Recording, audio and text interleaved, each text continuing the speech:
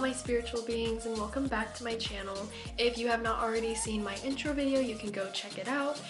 Today we are going to be talking about how to get into witchcraft or how to become a witch. So in my last video, we did already talk about meditating, cleansing, protection, and grounding, because we know those are the most important things when starting your spiritual or witchy journey. So we already know that meditation is like the most important thing that you can do when starting off.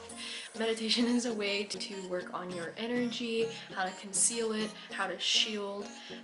You can use meditation to talk to deities, spirits, or spirit guides. It's really, really important. And cleansing is the way to get all of the negative energy or keep bad spirits away. So cleansing is very important. Different ways of cleansing: you can use smoke, you can use sound, you can use the moonlight, you can use all sorts of things to start cleansing. You're gonna want to do a lot of research on cleansing, protection, meditation when you start getting into witchcraft, or if you're trying to become a witch.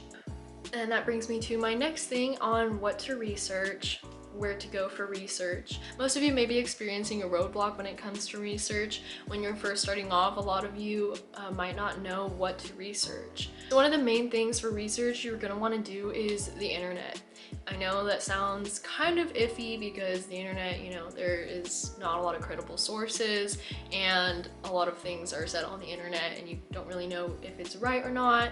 And also sometimes the internet does not have all the answers, especially when it comes to witchcraft, because witchcraft is not a very popular and known thing. So you can find some stuff on the internet, but the main thing that you're going to want to look for when you are starting to research is books. There are a few books that I have to show you guys today for the best ways to start your research. This is one of my favorite books. This is one of the very first books I started off with when I became a witch. This one is The Gift of Crystals, and I will link all of my books in the description at the end of this. This book is really great because there's a little A to Z glossary of every single crystal. It tells you what each crystal does, what colors they come in, all the properties of each crystal. It also has a little section that tells you how to cleanse your crystals, and the intro also talks about auras and chakras, which is also a very important thing that you're going to want to research.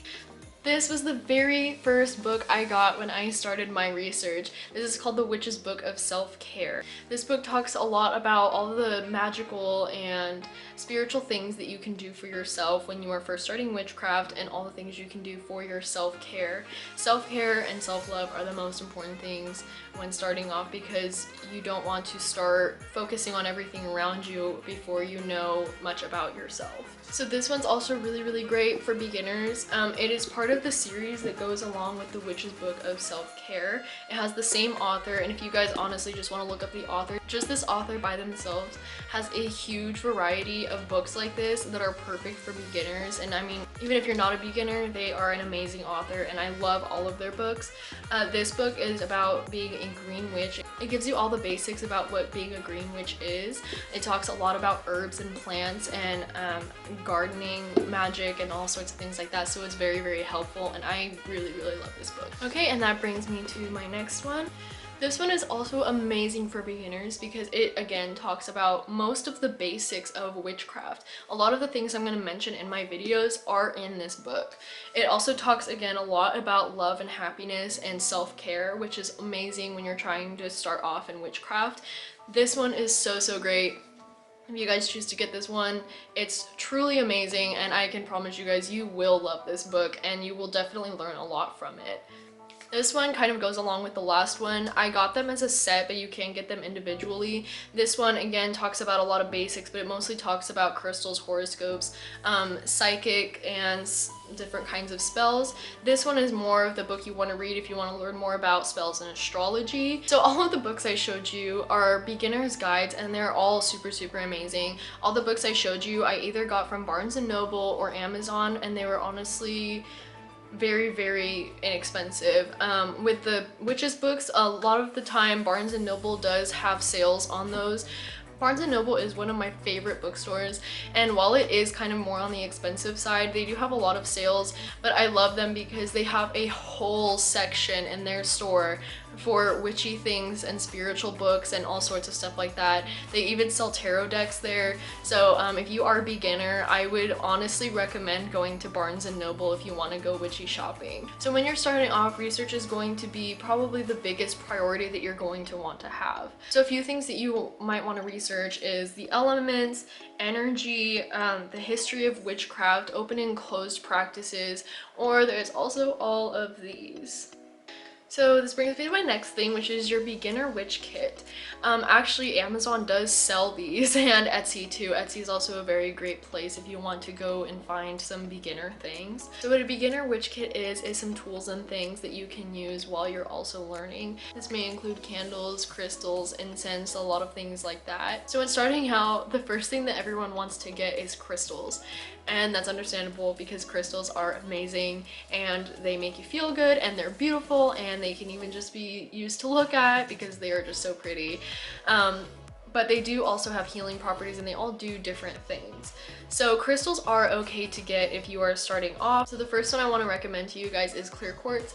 Clear quartz is a really cool crystal because it is very basic and it's kind of boring, but the cool thing about clear quartz is it is really good for cleansing. It can go in water and it can be a substitution for any other crystal you want. This also kind of goes hand in hand with candles. I'm going to talk a lot more about candle color meanings, but basically all the colors mean different things, and a white candle can be used as a substitution for anything else. So that's kind of what clear quartz does with crystals. Another big one is rose quartz. So this one is one of my favorite crystals. It's really good for friendship and love and self-love. You might have seen it before. It's just a little, it looks like clear quartz, but it is pink and it's really cute and I love it. So that's also a really good one to get. Another really good one to get is amethyst. So amethyst is so cool because it helps with protection, it helps with grounding, it helps with giving you more energy, and it is also used to open your third eye, which is kind of cool. I always recommend amethyst to beginners because of how many different properties it has. Amethyst is one of the main crystals that has like almost all the properties that most crystals have. So amethyst is a really big one that you're gonna probably want to have. Citrine is a really cool one for bringing about happiness. It's a really fun crystal. I always clench citrine when I'm having a bad day. It kind of just makes my mood go up and it makes me kind of feel happy. So citrine's a really cute one. I would be careful when shopping for citrine though, because sometimes what stores will do is they sell things as crystals that aren't actually crystals. So with citrine, what will happen is it'll actually be amethyst that has been burned down, so it like turns yellow, but it's not actually citrine, it's burnt amethyst. They also do this with selenite, which is another thing that you're going to want to get. Selenite is a really cool crystal because it cleanses all of your other crystals. So if you don't know how to cleanse your crystals yet, if you just have a little piece of selenite, it actually cleanses all of your other crystals for you. The only thing with selenite is that you do not want to put it in water. When researching about crystals, you're going to want to research which crystals can go in water and which crystals cannot go in water, because with selenite it will completely just demolish in water, so you never want to put selenite in water. But what happens with selenite is that in stores they sell it as selenite, but what it actually is satin spar. So a lot of TikTok videos and stuff show selenite. I even have a piece of selenite that I'm pretty sure is satin spar. The satin spar looks like selenite, except it's very shiny and reflective, and selenite has more of a crystalline structure. One of the last crystals I recommend for beginners is either obsidian or black tourmaline. So those two are really good for protection, and you are going to probably want to have those for protection. They're very strong, and I definitely know that especially black tourmaline, I always break out my black tourmaline when there's spirits or something around, and I kind of just flash my black tourmaline at them and they kind of leave me alone. I always have either obsidian or black tourmaline on my altar when I am starting a spell, or when I'm trying to meditate, or I'm trying to manifest.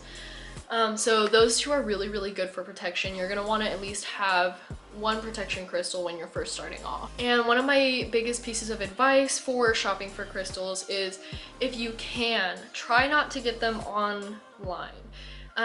Because what happens with crystals is sometimes they like you and sometimes they don't. And this sounds a little silly, but bear with me. So if you're shopping in person for crystals and you pick them up, it's really easy to feel their energy and see if they're compatible with you. A lot of the time when I'm shopping for crystals and I pick one up, and if it's not compatible with me or if it doesn't like me, I just kind of put it back and I'm like, that's not the one. But if there is one that does like me, I feel it for a little bit, I kind of get my energy into it, and then if I'm feeling it, then I buy the crystal. Online, you can't do that. And so that's why I prefer not shopping online for crystals. But if you don't have any access to any stores that sell crystals around you, then it is okay to buy crystals online, but you're gonna definitely want to try to make sure that the crystals are real. The website that I probably would recommend the most for buying crystals is Etsy, but don't buy from any sellers that don't have a lot of customers or don't have many reviews. You're gonna definitely want to try to buy crystals off an Etsy seller that is well known and is known to give out real crystals. So again, with crystals, the way to know if a crystal likes you or not is kind of how, number one, it makes you feel. So when you pick it up and if it doesn't feel right in your hand or it feels really weird, it probably is not compatible with your energy. One of the first crystals I got that I know for a fact does not like me is Tiger's Eye. Tiger's Eye is a grounding stone, and I first got it because I wanted a grounding stone to help me with grounding. But Tiger's Eye would always run away from me, and what that means is it would kind of always just turn up lost, even though I'd always leave it in the same place with all my other crystals, and that would always be the one that was missing. Every time I tried to hold it, it would always fall out of my hand. Even though I wasn't like moving around or anything, it would just kind of, I would like drop it. And I had never done that with any other crystals. I've also had a lot of friends who have had crystals where their crystals just one day just disappear, or I even had a friend who kept her crystal in a case and it was locked, and one day it just was not in the case. The case was locked and everything was in place except for the crystal. So that's why I kind of stress the importance of, when you're shopping for a crystal, make sure that the energy of it is compatible with your energy, because crystals are a lot like us. Sometimes they like you, sometimes they don't. Sometimes they're just not compatible with us, and that's okay. So this is gonna bring me to my next thing, and that's gonna be things to avoid as a beginner. So especially on TikTok, and if you have a TikTok, you know exactly what I'm talking about. A lot of witches want to jump into advanced intermediate crafting. So a lot of beginner witches, they always ask about divination, deities, blood magic, working with demons or angels, things like that. And the biggest request that I get from most baby witches or beginners is they always ask about love spells. Guys, love spells, I know that they are the most, I know about love spells, okay? But when I tell you, love spells are not smart, okay? Because number one, you are messing with somebody else's free will, and for that, the universe will give you karma. And because you are messing with someone else's free will, that makes love spells black magic, and black magic is not something that you want to get into as a beginner. So if you are a baby witch or if you're a beginner and you have not even started researching or anything like that, do not attempt a love spell. Just don't do it. So you want to watch out on, especially TikTok, again, you want to watch out for misinformation or fake information that you might get from other creators. If they tell you that love spells are okay, or if they tell you that you can do these things as a beginner, that is a huge red flag, because those are all intermediate and advanced practices. You are not going to want to get into that at all. Don't mess with deities, don't mess with demons or angels. Do not mess with your ancestors. That, again, is an intermediate practice. Don't mess with blood magic. Don't mess with any of that. You are going to want to focus on most of the things that I talked about in the beginning of the video. Don't even begin to worry about all of these other things yet. So the last thing we're going to kind of jump into is a spiritual awakening. If you guys do not already know what a spiritual awakening is, it is quite literally your soul and spirit awakening. So this often happens when you start getting into spirituality or when you start getting into witchcraft.